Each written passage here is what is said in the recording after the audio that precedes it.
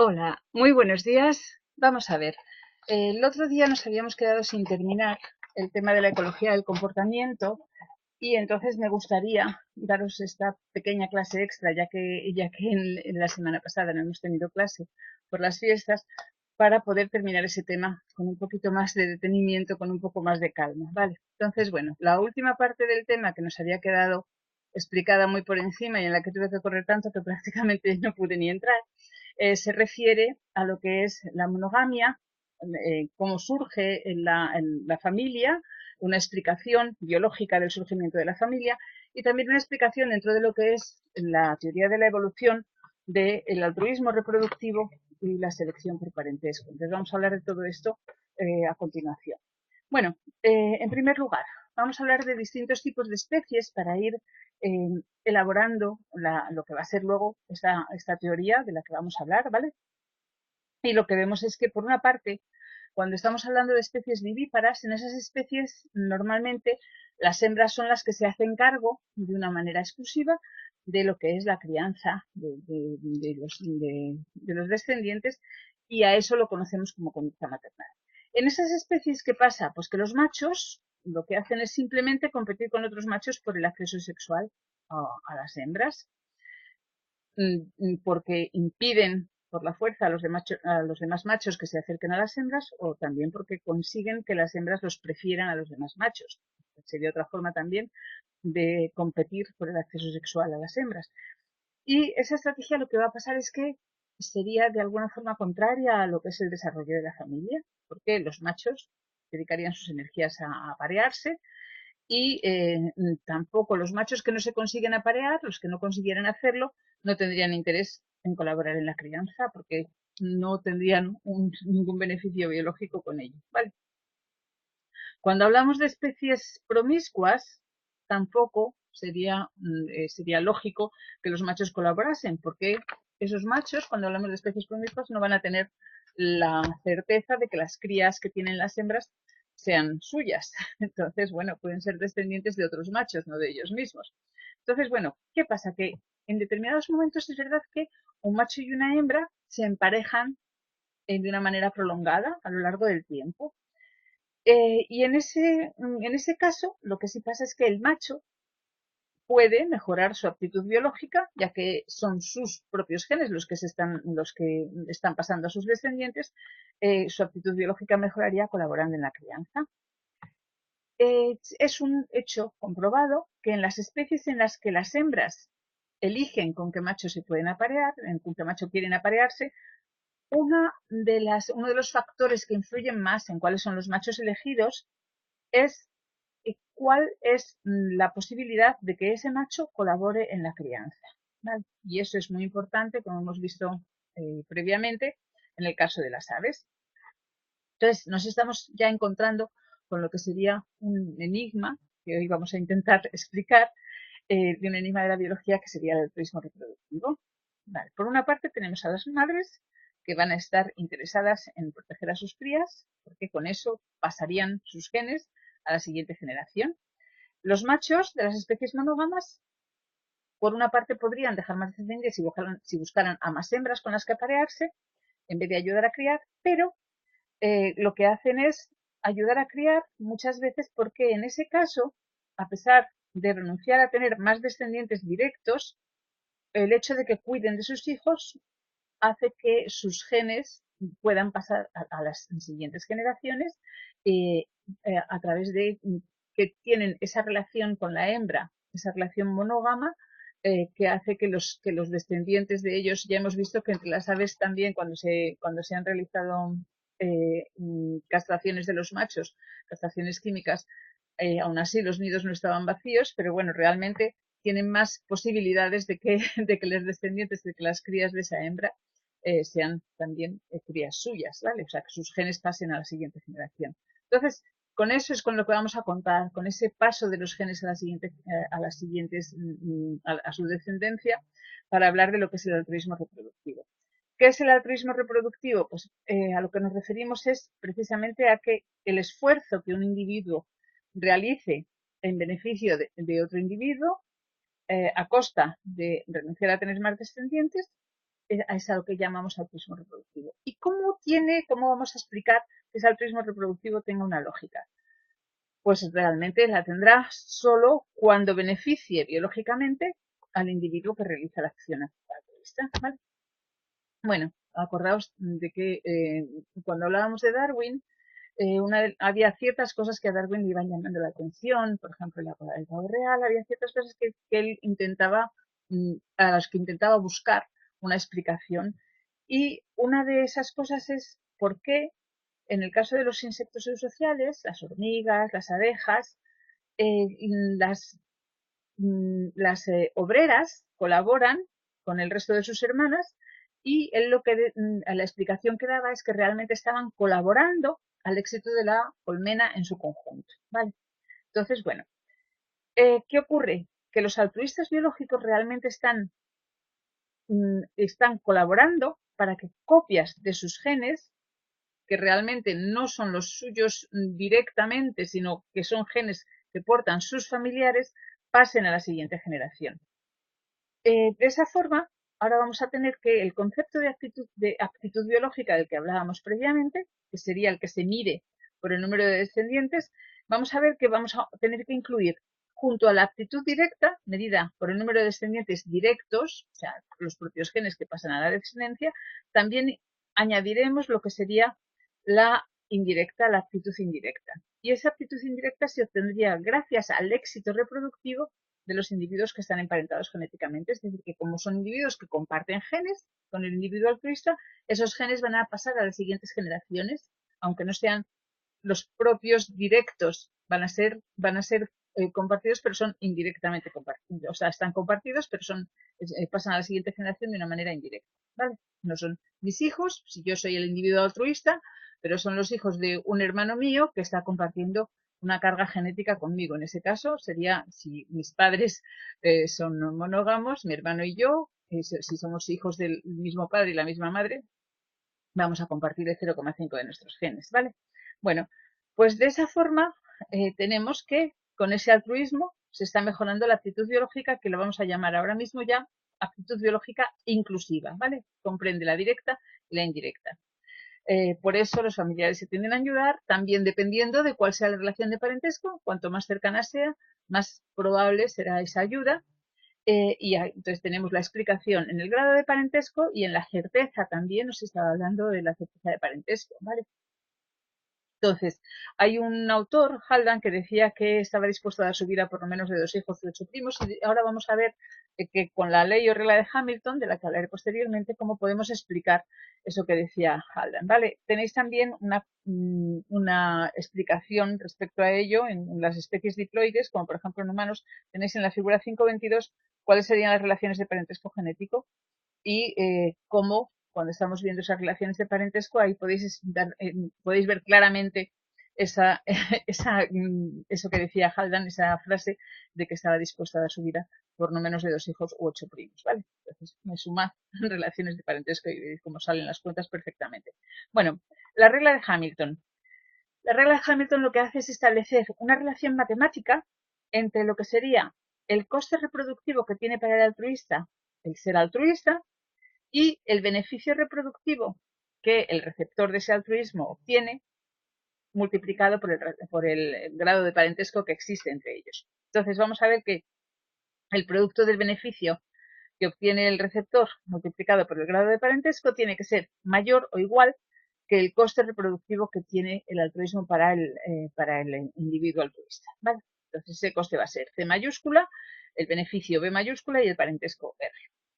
Bueno, entonces esa desigualdad, cuando estamos aplicando la frase de Haldane, entonces vamos a ver que realmente esa desigualdad se va a cumplir cuando B es igual a 2, la supervivencia de 2 hijos, y R es igual a 0,5, ¿vale? Y vais a ver luego, ir también trasladando qué era lo que pasaría ahí con los 8 primos. Bueno, vale, entonces, ved cómo se cumple esa desigualdad. B multiplicado por R tiene que ser mayor que C. Cuanto mayor sea el grado de parentesco, mayor puede ser el altruismo, como os decía. Entonces, para que esta ley tenga un valor concreto vamos a tener que aplicar de forma general a todas las especies en las que existe ese altruismo, no solamente a la especie humana, que es la que tenéis en esas especies diploides, un ejemplo en la figura 522. Entonces, bueno, en primer lugar tenemos que tener en cuenta que ese altruismo reproductivo no es muy frecuente en la naturaleza. ¿Por qué? Vamos a volver a hablar otra vez de los insectos eusociales. ¿Por qué las abejas obreras no tienen crías propias y se dedican durante toda su vida a cuidar y a criar a sus hermanas? También pasa lo mismo con las termitas y también pasa lo mismo con especies que no son especies eusociales, como en el caso de las ratas topolampiñas. Y ¿por qué también? Ahora estamos hablando también igual que con las ratas topo, hablamos también de mamíferos cuando hablamos de los lobos. En el caso de las jaurías de lobos o de perros salvajes de la sabana, solamente la hembra dominante es la que se aparea con el macho dominante y solamente cría a ella, y todos los demás individuos lo que hacen es contribuir a la crianza sin reproducirse. Bueno, vamos a ver que ya hemos hablado de lo que sería la monogamia genética, que realmente sería una explicación para explicar en un primer lugar lo que es la aparición del altruismo. Si hay monogamia, solamente la monogamia, como os decía antes, yo con mi hermano compartiré el 50% de mis genes siempre que nuestros padres, padre y madre, sean los mismos, ¿vale? Por otra parte, también hace falta que convivan juntas por lo menos 2 generaciones de adultos, de forma que los hijos mayores de la pareja puedan colaborar en la crianza de los hijos más pequeños. Bueno, pues se ha comprobado que en especies de himenópteros, cuando hablamos de las abejas, de las hormigas, son eusociales. La monogamia sería, en este caso, la forma de apareamiento filogenéticamente más primitiva. Entonces, como veis que ese primer escalón evolutivo para la aparición del altruismo, la monogamia, se cumple en ese caso. En el caso de las abejas, de las especies eusociales, las abejas, de las hormigas. Y con la monogamia, el grado de parentesco entre las obreras es máxima. Vamos a ver después qué es lo que pasa con estas especies en concreto cuando hablemos de la haplodiploidía. Bueno, luego también cuando hablamos de que en esas especies eusociales existe poliandria, en determinados casos esa poliandria solamente aparece cuando las obreras se han convertido en estériles de una manera irreversible, ¿vale? En ese caso ya sí que aparecería una poliandria. Bueno, entonces ya vamos a ir un poquito avanzando y a hablar de lo que sería el altruismo reproductivo en el reino animal, y vamos a poner algunos ejemplos. Vale, en primer lugar, la primera cosa que tenemos que tener en cuenta es que cuando vamos a explicar el comportamiento de las castas no reproductivas de las especies eusociales, vamos a hablar de lo que sería la selección por parentesco. Se acuñó esta nueva forma de selección, la selección por parentesco. Ya conocemos previamente la selección natural y la selección sexual. Pues ahora añadimos a esas dos una tercera, que sería esa selección por parentesco. Vale, vamos a ver. Si los individuos que no se reproducen contribuyen a que sus familiares lo hagan en mayor medida, de alguna forma, por medio de esa contribución que hacen, lo que están consiguiendo es aptitud, aunque estamos hablando no de aptitud directa, sino de aptitud indirecta, ¿vale? Entonces, hemos hablado ya de lo que era ese concepto de aptitud inclusiva, que incluía tanto la directa como la indirecta, y vamos a ver qué es lo que ocurre, cómo consiguen las casas estériles esa aptitud, ¿vale? Entonces, hablaremos en primer lugar de lo que es el altruismo, en el caso de los himenópteros, de la haplodiploidía, como os decía. Bueno, fijaos, en esta figura que tenemos aquí, en esta figura lo que tenemos es que lo que estamos viendo, os lo decía el otro día, pero ya os lo dije con tanta velocidad que prácticamente solo no podíais ni enteraros de cómo os lo contaba. Vale, pues en esta figura lo que estáis viendo es que en estas especies lo que va a pasar es que las relaciones de parentesco genético son curiosas porque las hembras, perdón, a ver un momentito, siempre estoy con esta historia de no coger el instrumento que necesito para subrayar las cosas. A ver, vamos a ponerle un colorcito para que quede más fácil. Vale. Bueno, a ver, tengo ya. Sí, bien, de acuerdo. Cuando estamos hablando de la hembra, primero la hembra reproductora, cuando estamos viendo que lo que va a pasar es que en esta especie las hembras son diploides. ¿Qué significa eso? Vamos a ver, que tienen 2 copias de cada uno de sus genes, ¿vale? Y sin embargo, los machos son haploides, es decir, que solamente tienen una copia de cada uno de sus genes. ¿Qué va a pasar por esto? Pues fijaos en que en la primera generación, cuando estamos hablando de las generaciones de obreras, que son las que van a contribuir, entre ellas van a colaborar, van a contribuir con ese altruismo reproductivo, fijaos en que en esa generación lo que tenemos es que esas hembras tienen, por una parte, la mitad de sus genes que están compartidos con su madre, con su progenitora, ¿vale? Y con el progenitor macho lo que van a tener es, van a compartir todos los genes porque el macho es haploide, no es diploide, ¿vale? Entonces, ¿qué ocurre? Que lo que va a pasar es que lo que pasa cuando tanto el macho como la hembra son diploides, el parentesco genético entre las hembras de la primera generación va a ser solamente de 0,5, ¿vale? En este caso, como reciben el 100% de genes del padre y solamente la mitad de los genes de la madre, el parentesco genético es mucho mayor, no es 0,5, sino que va a ser de 0,75. ¿Vale? Entonces, ¿qué va a pasar? Que como el padre aporta todos sus genes a las hijas, su relación con ellas va a ser del 100%, pero como las hijas son diploides, su relación genética con el progenitor va a ser solo del 50%. Y luego, por otro lado, vemos que, o sea, que tendríamos aquí el 50% y el 1%, ¿vale? Entre ellas sí que va a ser solamente del 0,5. Lo que va a pasar es que, por otro lado, los zánganos no cooperan porque solamente comparten, veis aquí, si tenemos en esa primera generación, los zánganos, en cambio, solamente van a compartir el 0,25% de sus genes con las obreras. La relación de parentesco en el caso de los zánganos, de los machos, es solamente de 0,25. Bueno, pues entonces, ¿qué ocurre? Que las hembras comparten el 75% de los genes, con lo cual si están colaborando con sus hermanas, están colaborando en que sus propios genes pasen a la siguiente generación en una proporción muchísimo más alta que en otro tipo en otras especies. Entonces, tenemos que las obreras consiguen que haya mayor número de copias de sus genes criando hermanas que si ellas mismas tuvieran hijas, porque si ellas mismas tuvieran hijas, ¿qué pasaría? Que sus hijas tendrían única y exclusivamente el 0,5% de sus propios genes. Es más beneficioso con esa aptitud indirecta, porque van a pasar más genes suyos a la siguiente generación que si ellas mismas tienen hijas, ¿vale?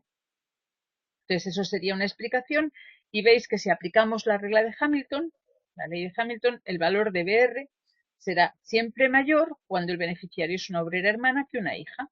En el primer caso el valor de R sería de 0,75, entonces multiplicamos B por 0,75, mayor que C.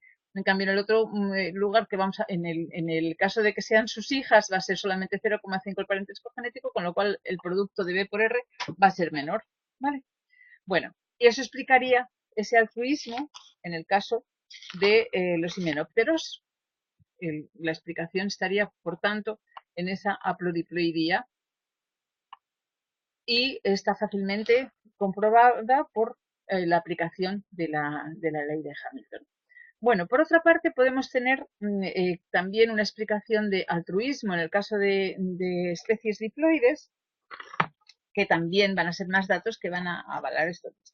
Tenemos un ejemplo en las termitas y otro ejemplo en las ratas topolampiñas. Bueno, en los dos casos la descripción es muy similar, entonces lo que vamos a hacer es hablar de las ratas topolampiñas, porque así estamos hablando también de unos mamíferos, y vemos que esas ratas topo lo que pasa es que viven en colonias que que varían en número de individuos entre 10 individuos y unos 290, ¿vale?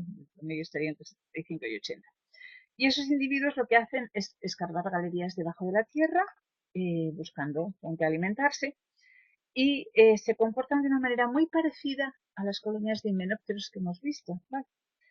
Y entonces, ¿qué va a pasar? Que en estas especies, en las ratas topolampiñas, lo que pasa es que existe una hembra, que es la única, que es la hembra reproductora, la única que se reproduce, y esa hembra tiene unos cambios en su cuerpo que son irreversibles. Esos cambios irreversibles consisten en que sus vértebras se alargan de una manera excesiva y también las vértebras que están más alargadas son precisamente las vértebras lumbares. Y esa hembra que es la única hembra reproductora, se aparea con un solo macho, en algunas ocasiones con dos, pero normalmente con un solo macho, y todos los demás individuos de la colonia lo que hacen es repartirse las tareas, dependiendo de la edad de sus individuos y de cuál sea el tamaño de la colonia. Entonces, bueno, vamos a ver que se van a encargar de alimentar a la madre, de cuidar a los recién nacidos, etcétera, etcétera. O sea, que van a tener una conducta altruista.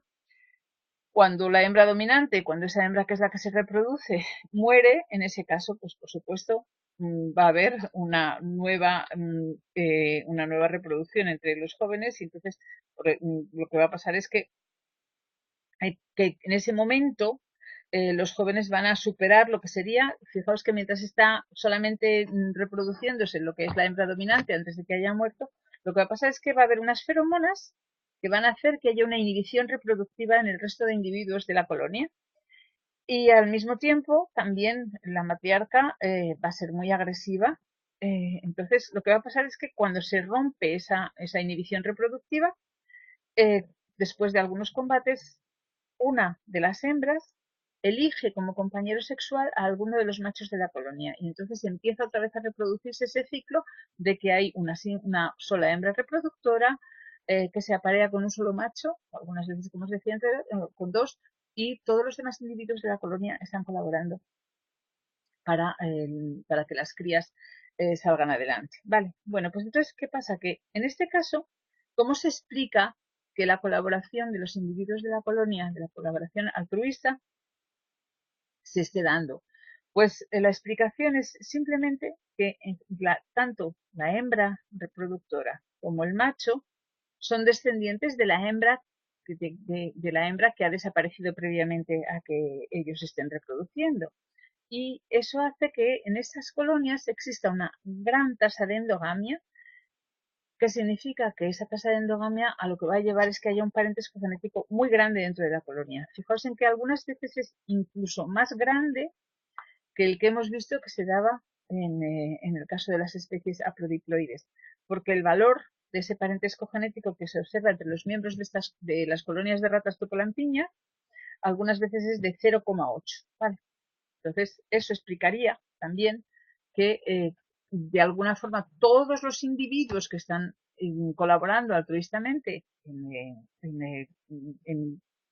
que las crías salgan adelante, están también haciendo de una manera indirecta, acordaos de esa aptitud biológica inclusiva, están colaborando de una manera indirecta a que sus genes pasen a la siguiente generación también.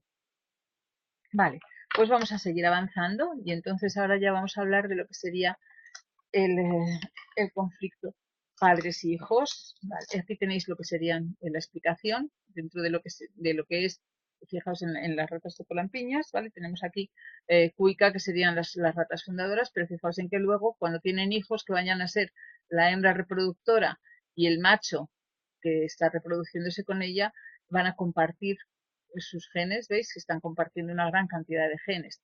Vale, debido precisamente a esa endogamia que existe en la colonia. Bueno, entonces vamos a pasar a lo que sería el conflicto padres-hijos. Vamos a ver.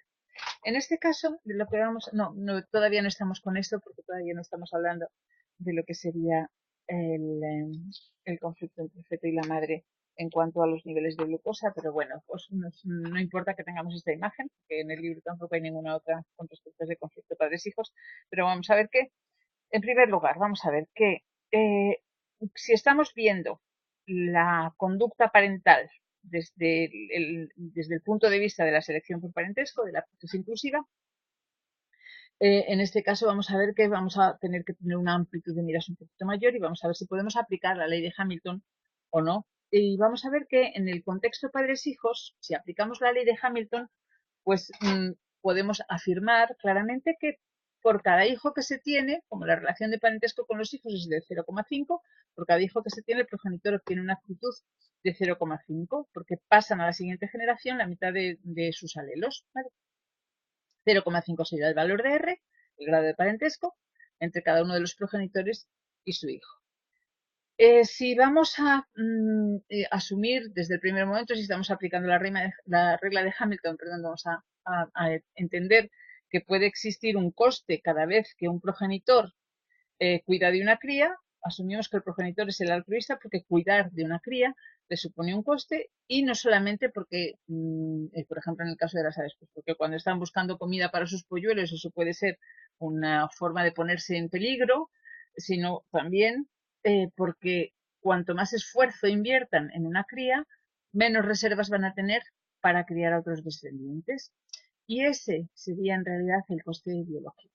Entonces, volvemos otra vez a la ley de Hamilton y vamos a ver esa formulación matemática en la que BR tiene que ser mayor que C o BR menos C mayor que 0. Entonces, vemos que R en este caso sería 0,5, con lo cual cualquier esfuerzo que tenga el padre o la madre, o sea, que sería el coste, sería C, que produzca en el hijo un beneficio que sea un poco más del doble del esfuerzo realizado, va a ser rentable para el progenitor. Es verdad que va a haber un conflicto de intereses porque un individuo tiene consigo mismo un parentesco de 1, ¿vale? Porque consigo mismo comparte todos sus genes. Acordaos de esa figura que veíamos antes en la que estábamos hablando de las especies. A ver, vamos a venir aquí. No, aquí, vale. Bueno, ¿veis? Entonces el parentesco con uno mismo va a ser de 1, ¿vale? Que es el doble del parentesco que tiene con su padre o con su madre. Entonces, cualquier individuo va a estar el doble de interesado, va a tener el doble de interés en sí mismo que el que pueda tener su padre o el que tenga su madre. Entonces, en la medida en que una cría pueda hacerlo, va a intentar que sus padres inviertan en ella el doble de lo que los padres estarían dispuestos a invertir. Vamos a ver la fórmula otra vez, hablando de R menos C mayor que 0. Bueno, pues para el progenitor el valor de R es 0,5 y para el hijo es de 1. Entonces, para que la desigualdad sea rentable, el valor del coste puede llegar al doble. Como las crías no son seres pasivos, van a intentar aumentar el valor de C, que sería la inversión del progenitor, lo más posible, intentando que llegue hasta el doble. Entonces, si vemos esa ecuación BR mayor que C desde la perspectiva de un progenitor, si el valor de B es de 0,5, el valor del coste máximo para que la madre salga ganando sería de 0,25. Entonces, bueno, sustituís en esa regla y tenemos que 0,5 por 0,5 sería 0,25, sería mayor o igual que 0,25. Pero desde el punto de vista del hijo, si hacemos la misma fórmula, si la aplicamos desde el punto de vista del hijo, aquí lo que tenemos es 0,5 por 1 mayor o igual que 0,5. Es decir, que desde el punto de vista del hijo, el mayor máximo de C va a ser 0,5. Desde el punto de vista de la madre o del padre, va a ser solamente 0,25. Imaginaos una hembra primípara en la que, de una especie en la que en cada parto viene al mundo una sola cría. Por tanto, pues vamos a hablar de los seres humanos, ¿vale? Aunque algunas veces en un parto pueden venir 2 o 3 crías o 4 o más, ¿vale? Y imaginaos, es una especie primípara, una sola cría, y la crianza de un segundo descendiente, es decir, que venga una cría más, lo que va a hacer es que requerirá que el primero se haya independizado o que sea por lo menos lo suficientemente autónomo como para buscar su propia comida sin ayuda. Se habla de los seres humanos, pero exactamente igual lo podemos aplicar a otros primates. ¿Vale? Bueno, como el amamantamiento sería la principal, sabéis que el amamantamiento es la principal causa de infertilidad en las hembras que están criando, lo que va a pasar es que en ese momento del amamantamiento, la cría que ya existe está recibiendo un beneficio por parte de su madre. ¿Y qué pasa? Que para la madre que está criando, cuanto antes se produzca el destete, cuanto antes destete a su cría, antes podrá iniciar otro ciclo, un siguiente ciclo reproductivo, tener un segundo descendiente, con lo cual va a pasar más genes a la siguiente generación. Cuantos más descendientes tenga, más genes pasarán a la siguiente generación. Pero eso sí, hace falta que ese destete no sea previo a que la cría se pueda alimentar de una manera autónoma. Bueno, por una parte, hemos dicho que la madre va a intentar destetar a su cría antes de lo que a la cría le gustaría. cuanto más tiempo esté amamantándola, va a ser más fuerte, va a tener más probabilidades de sobrevivir. Y eso sí que le interesa a la madre, pero si la madre tiene una segunda cría, su aptitud inclusiva aumentaría en 0,5 unidades, esa relación de parentesco, por cada uno de los hijos que tenga. Con lo cual, si tiene un segundo hijo, multiplicará por 2 su aptitud, tercero multiplicada por 3, etcétera, etcétera. ¿Vale? Entonces ahí veis que tenemos una contraposición entre los intereses maternos y los intereses del hijo. Entonces, si veis, aplicad la regla de Hamilton y veréis que esto explicaría claramente lo que es el eterno conflicto entre padres e hijos y también, por supuesto, entre los distintos hermanos. Vale, tenemos que, hemos hablado hasta ahora de lo que sería la teoría y cómo podemos aplicar la ley de Hamilton y luego, bueno, vamos a ver si realmente en el día a día esa ley de Hamilton se cumple o no. Vamos a ver si existen pruebas en la naturaleza de que la aptitud inclusiva es una forma de interpretar la realidad y que es un buen marco de referencia para interpretar la realidad y predecir el comportamiento. Bueno, fijaos en que una de las cosas que pasan, os hablaba antes de esas especies que lo que tenían era, que hablábamos de hembras primíparas, de una especie en la que cada parto viene al mundo un solo individuo, pero realmente muchas veces se dan partos múltiples. En esos partos múltiples cada cría sumaría 0,5 puntos de aptitud. Entonces, ¿qué pasa? Que por una parte los progenitores tienen que administrar sus recursos y repartirlos de tal forma que se optimice la aptitud. Las crías, hemos hablado ya de que no son seres pasivos, con lo cual lo que van a hacer es intentar influir sobre los padres para obtener todos los recursos necesarios.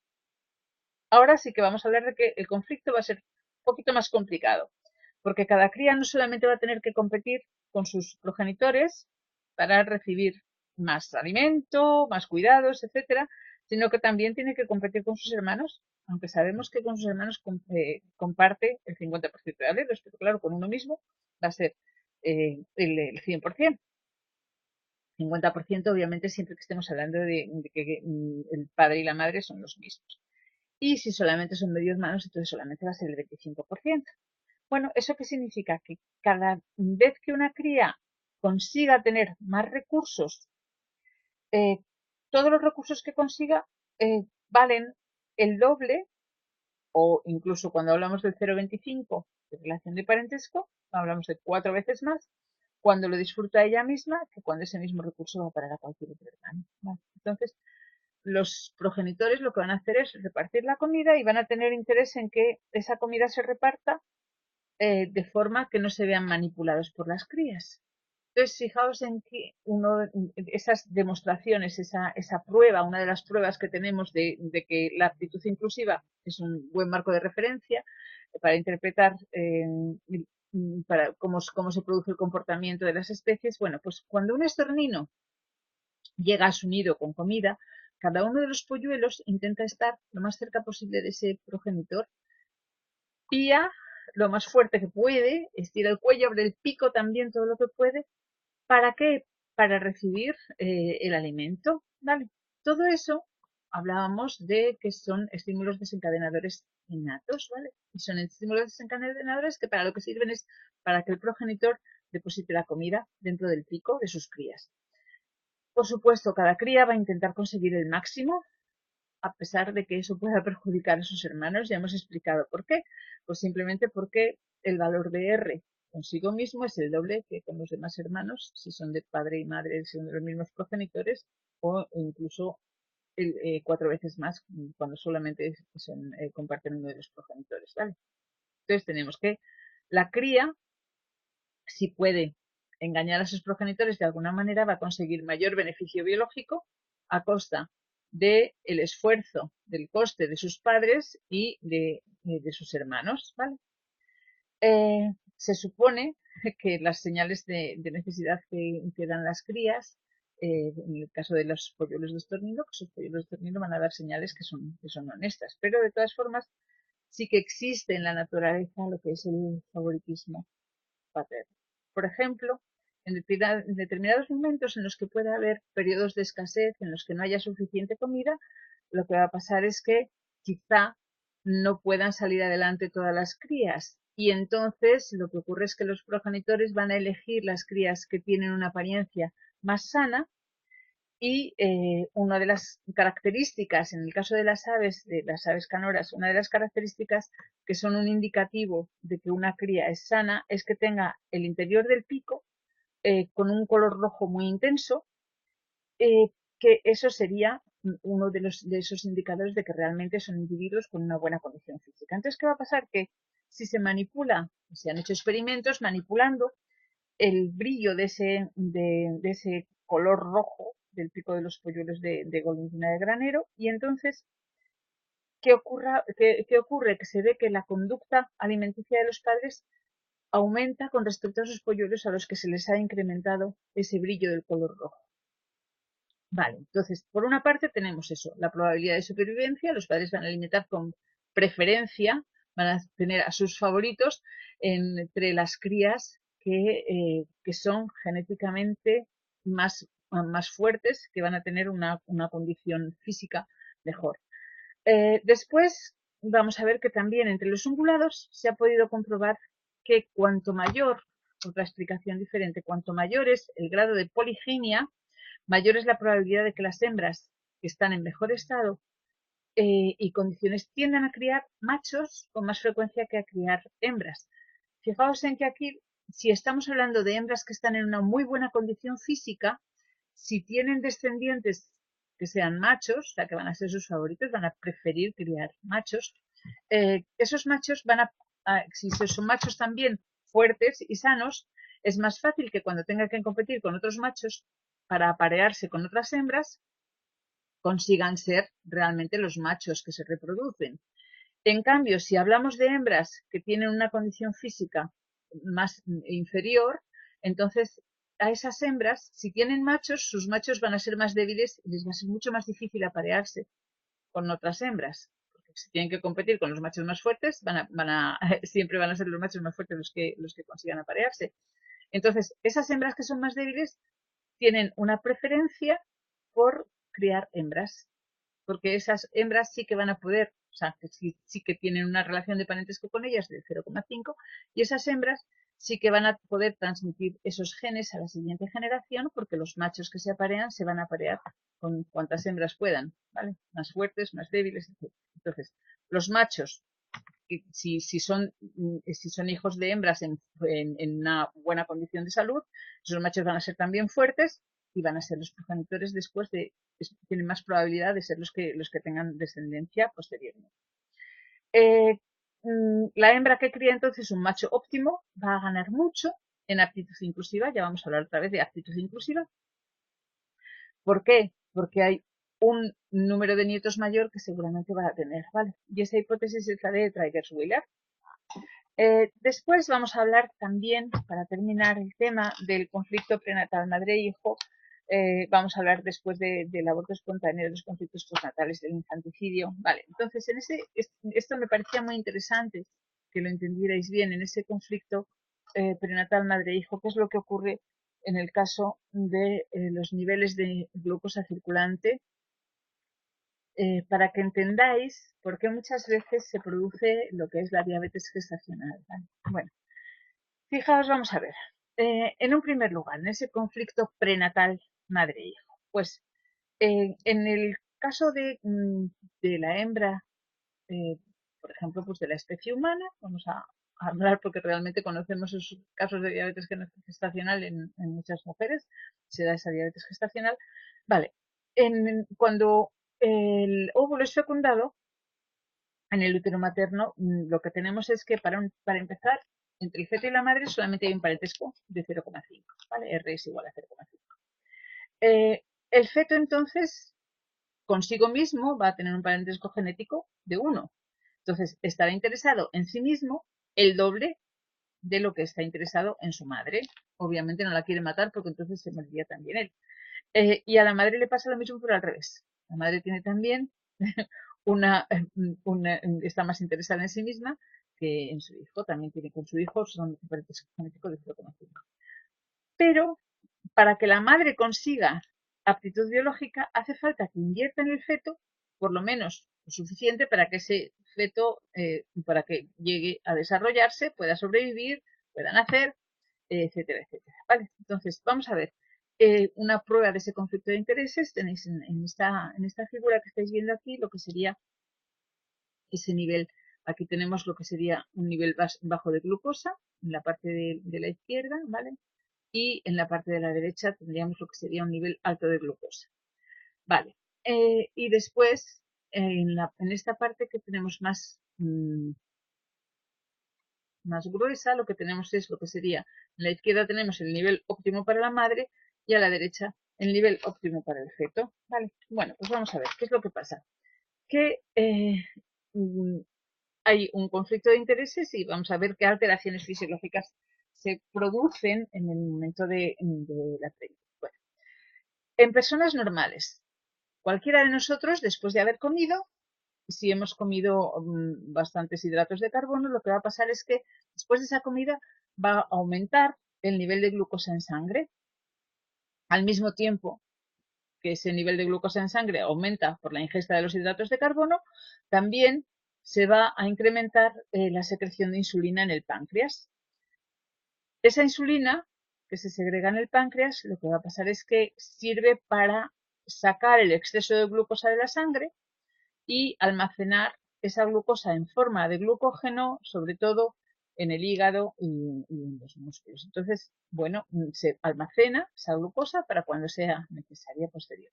Bueno, en la mujer embarazada lo que va a pasar es que ese proceso es modificado de alguna manera, sobre todo en los últimos meses de gestación, de embarazo.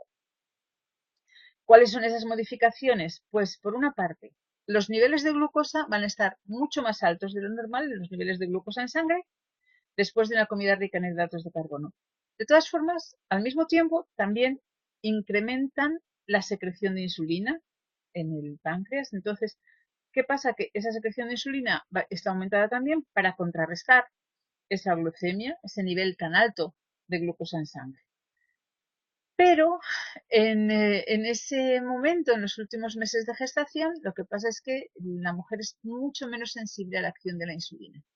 ¿Cuál es la explicación de que sea menos sensible a la acción de la insulina? Pues porque resulta que la placenta tiene muchos receptores de insulina y según van aumentando los niveles de esa hormona en sangre, la placenta lo que va a hacer es incrementar la producción de una enzima que lo que hace es degradar la insulina.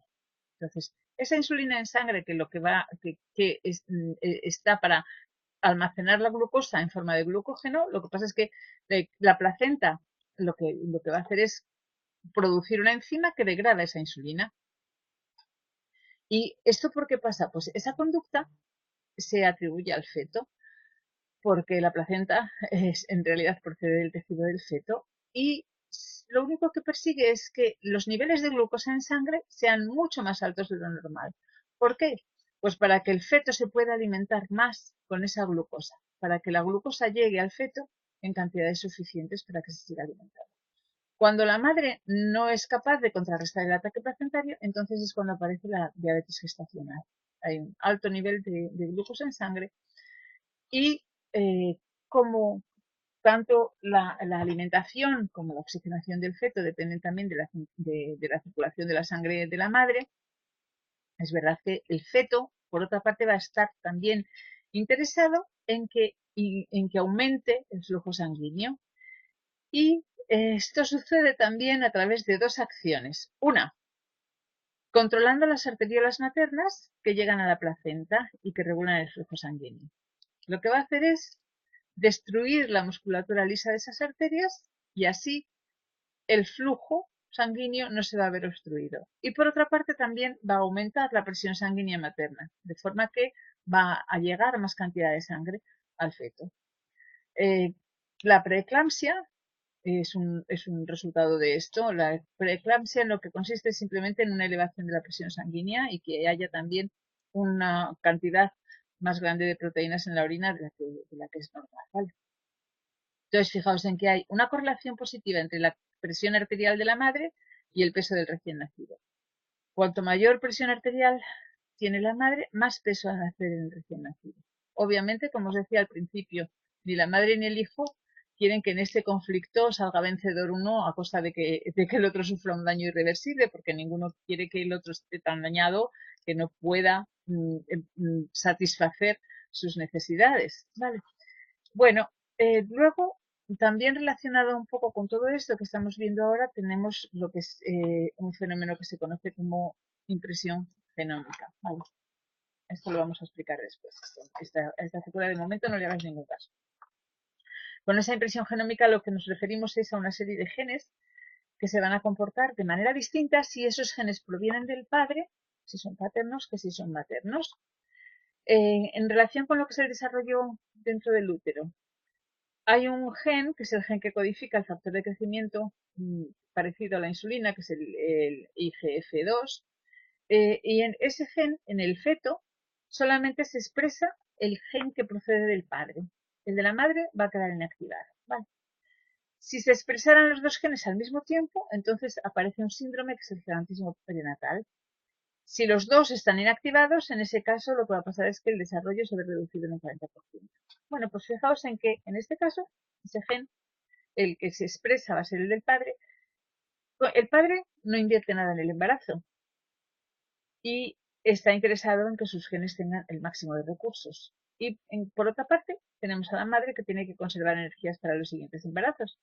Entonces aquí la madre lo que va a tener es un interés en optimizar los recursos que va a aportar al feto actual. A partir de ese ejemplo, la monogamia exclusiva no sería una estrategia biológicamente estable, porque si así fuera, tanto el macho como la hembra estarían interesados en optimizar los recursos. Y la impronta genética demuestra que eso no es cierto. Vale. Ese gen se va a comportar de manera diferente si procede del padre que si procede de la madre. Por último, no, porque todavía nos queda hablar también de los conflictos postnatales y de infanticida. Vamos a hablar de lo que es el aborto espontáneo, ¿vale? Vamos a ver. Fijaos en que, aunque os pueda parecer muchísimo, cerca del 80% de las mujeres que se quedan embarazadas, al final lo que tienen es un aborto. O sea que el 80% de los embarazos acaban en aborto. La mayoría de esos abortos lo que pasa es que pasan totalmente desapercibidos porque ocurren antes de que se haya producido la primera falta, que tenga que venir esa primera falta de la red. Cerca del 62% de ellos lo que pasa es que hay unas anomalías genéticas notables. Entonces, ¿qué ocurre? Que el embarazo durante las primeras semanas va a mantenerse gracias a la secreción de progesterona por parte de la madre. Entonces, las mujeres que pueden abortar embriones genéticamente deformes van a tener una ventaja selectiva, porque van a perder menos tiempo y también van a perder muy poca energía con ello. Entonces, abortan inmediatamente y entonces van a poder reproducirse, van a tener nuevas expectativas de tener descendientes que no sean genéticamente deformes. ¿Vale? Entonces, por otra parte, el feto gana muy poco biológicamente hablando si es abortado. Entonces, muy pronto ese feto va a empezar a segregar una hormona que es la gonadotropina coriónica y con esa hormona lo que va a hacer es estimular la secreción materna de progesterona. Si hay suficiente progesterona va a ser más fácil para el feto sobrevivir. Entonces, bueno, los abortos espontáneos de los que os hablaba serían una forma de elección materna, porque si la calidad biológica del feto es menos menor de lo normal, entonces realmente el no perder ni energía ni tiempo, pues es beneficioso para la madre. Entonces, obviamente, otra vez vamos a hablar de ese conflicto madre-hijo. La madre es el doble de exigente que el feto a ese respecto. Fijaos en que cuanta más elevada es la edad de la madre, entonces lo que va a pasar es que va a haber más posibilidades, lo hemos hablado también en otros capítulos, de que nazcan niños con defectos genéticos. ¿Por qué? Pues fijaos en que cuando está más cerca la madre del fin de su vida reproductiva, va a ser más difícil para ella reponer un hijo perdido. Entonces, de alguna forma, es más beneficioso para ella aceptar ese hijo que sea de menor calidad, eh, porque tiene el problema de que va a ser mucho más difícil que reponga un hijo que ha perdido. ¿vale? Entonces, por eso va a haber normalmente, porque, hay más posibilidades de que una mujer en edad avanzada lleve un deterioro de la eficacia de los mecanismos fisiológicos implicados, porque ya no va a funcionar de la misma manera ese aborto espontáneo, ¿vale? Y para terminar, pues bueno, vamos a ver. A pesar de lo que podáis pensar o de lo que os pueda parecer, el infanticidio humano se comete la mayoría de las veces por los propios padres biológicos, sobre todo por la madre. ¿Por qué ocurre esto? Pues fijaos en que realmente, en este caso, en el infanticidio se comete normalmente cuando el hijo es muy, muy pequeño. La edad del hijo es un factor que es determinante, es el factor más importante en ese tipo de infanticidio. ¿Por qué? Pues fijaos en que si hablamos de que criar y sacar adelante un nuevo ser sería para cualquier hembra de mamífero una labor importante, lactancia, etcétera, etcétera, un gasto muy grande de energía y además un gasto en términos de expectativas reproductivas, porque durante el tiempo que se está dando de mamar no va a poderse reproducir de nuevo, no va a tener nuevas crías. Entonces, la decisión de criar o abandonar cuando todavía no se ha invertido demasiado puede ser una estrategia adaptativa en determinados casos. Si hay malformaciones, si hay debilidad del niño que acaba de nacer, si hay falta de apoyo en la crianza por falta del padre, pocos recursos, falta de apoyo por parte del resto de la familia. Entonces, puede haber casos en los que el esfuerzo en relación al grado de aptitud inclusiva obtenida sea un negocio que sea ruinoso, ¿vale? Entonces, hay muchos datos que hablan esta hipótesis. El principal de esos datos es que la edad de la madre que comete infanticidio normalmente es cuanto más joven, más probable es que, que haya casos de infanticidio. Fijaos que, por supuesto, estamos hablando de un factor, esto está asociado con otros factores, ¿vale? Entonces, ahora hablamos de esa edad de la madre como uno de los factores implicados. El otro dato sería la edad de la cría. Cuanto más pequeña es, mayor probabilidad hay de que se cometa infanticidio. ¿Vale? ¿Cómo se explica este dato? Pues a través de un concepto que se llama valor reproductivo, que sería simplemente la probabilidad de que una cría llegue a ser capaz de proporcionar nietos a sus padres va a ser mayor o menor, va a ser mayor cuando esté más cerca a la madurez sexual, ¿vale? Entonces el valor reproductivo de un hijo es mayor cuanta más edad tenga.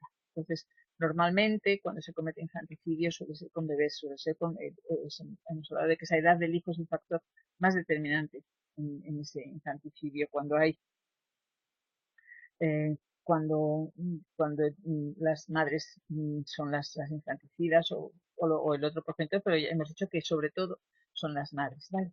Entonces, bueno, esa probabilidad es mayor cuanto más próxima se haya a la madurez sexual, el valor reproductivo del hijo es mayor cuanto más edad tenga, y puede parecer que los recién nacidos son seres indefensos a los adultos, pero realmente en el fondo tampoco es que lo sean al 100%, ni muchísimo menos, porque una de las formas que tienen los recién nacidos, hablábamos también de los pajaritos que tenían ese pico teñido de rojo y cuanto más intenso era el color del rojo, más probabilidad había de que sus padres les alimentaran a ellos, con preferencia a los otros hermanos, pues una forma que tienen los recién nacidos de asegurar su supervivencia es dar muestras de salud, de vitalidad y de atractivo para demostrar que su valor reproductivo también es alto.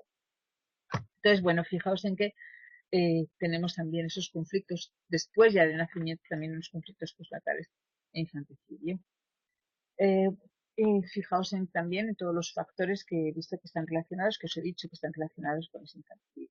Criar y sacar adelante un nuevo ser sería una labor costosa y entonces, bueno, dependiendo de los factores que estén implicados en un determinado momento, es verdad que hay países en los que incluso culturalmente está aceptado este infanticidio en determinados casos. No os voy a poner ejemplos ahora mismo porque tampoco es el momento ni el lugar.